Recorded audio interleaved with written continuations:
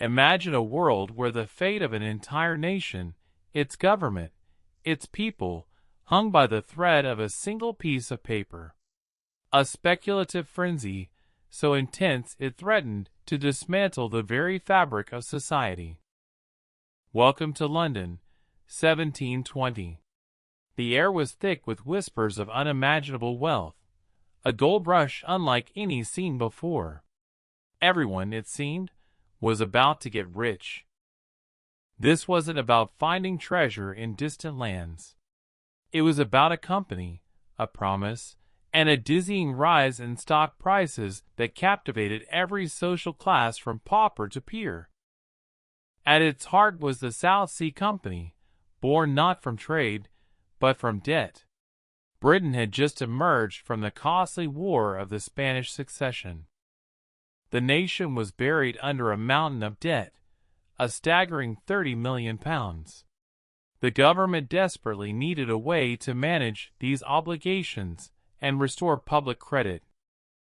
The South Sea Company, founded in 1711, was initially conceived by Robert Harley. Its grand purpose was to consolidate this national debt, offering investors shares in return. Harley, the Chancellor of the Exchequer, envisioned a company that would also profit from exclusive trade with Spanish South America. A lucrative, albeit distant, dream. The real scheme, however, came to a head in 1720. The company proposed taking on the bulk of Britain's national debt, over £30 million, in exchange for more shares. Bondholders were encouraged to exchange their secure, low-interest government annuities for South Sea stock. The company would then pay the government's interest on this newly absorbed debt. The bait was irresistible. The promise of vast profits from a supposed monopoly on trade with the lucrative Spanish colonies. Imagine the riches flowing from the New World. But here's the catch. That lucrative trade never truly materialized. Spain's grip on its colonies meant the South Sea Company's ships rarely sailed, and when they did, profits were meager. So, the company's true value was largely an illusion. Yet, the stock price began to climb, fueled by early investors and strategic marketing, creating a buzz.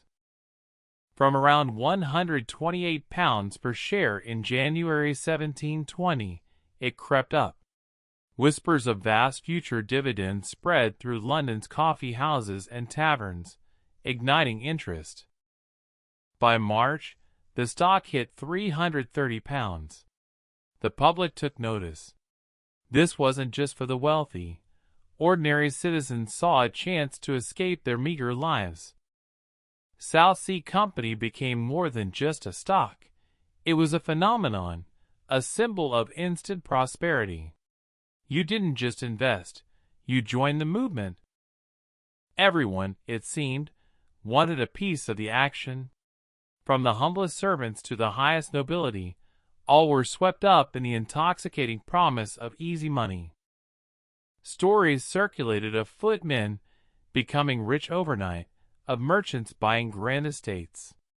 These tales, amplified by gossip, fanned the flames of the speculative fervor. The frenzy wasn't confined to London's Exchange Alley. It rippled through market towns and villages across Britain, drawing in countless eager participants. People mortgaged their homes, sold their inheritances, and borrowed heavily against future earnings. They poured every penny into South Sea stock, convinced it could only go up. This boundless optimism spawned countless imitators, known as bubble companies. These schemes ranged from the dubious to the utterly absurd, each promising quick riches. One infamous example was a company for carrying on an undertaking of great advantage, but nobody to know what it is. Its shares sold out in hours.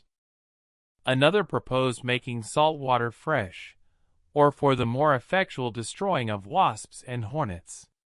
The sheer gullibility of the public was staggering, yet understandable. The South Sea Company, ironically, felt threatened by these rivals. They lobbied Parliament for the Bubble Act of June 1720, designed to suppress competing speculative ventures. This act, meant to protect the South Sea Company's dominance, inadvertently backfired.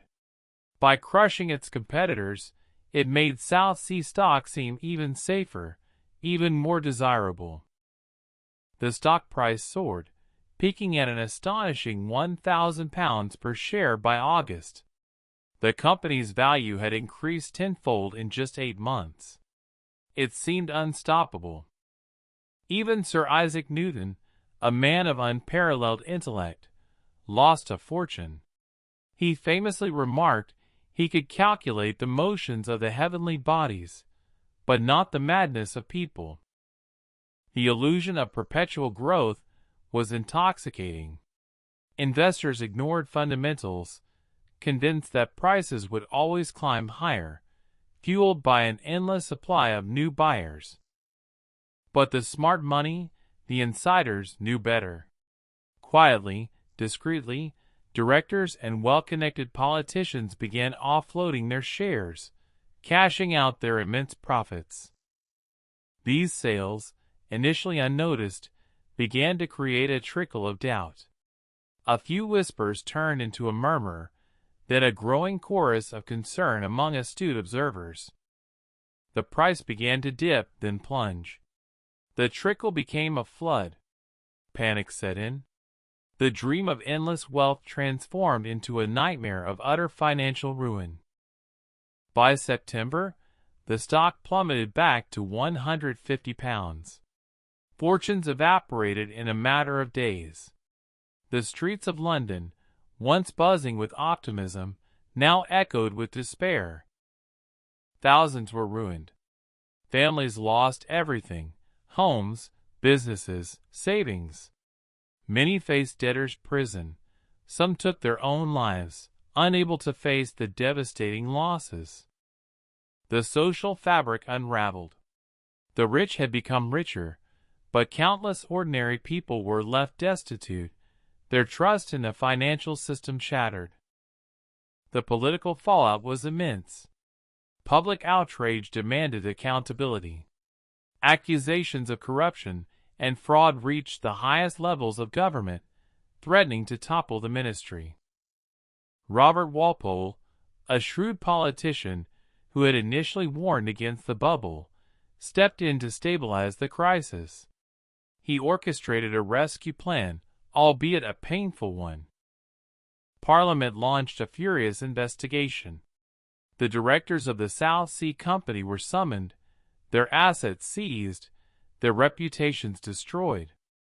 The nation demanded justice. One prominent figure, John Illaby, the Chancellor of the Exchequer, was implicated and expelled from Parliament. His trial became a public spectacle, symbolizing the depths of corruption.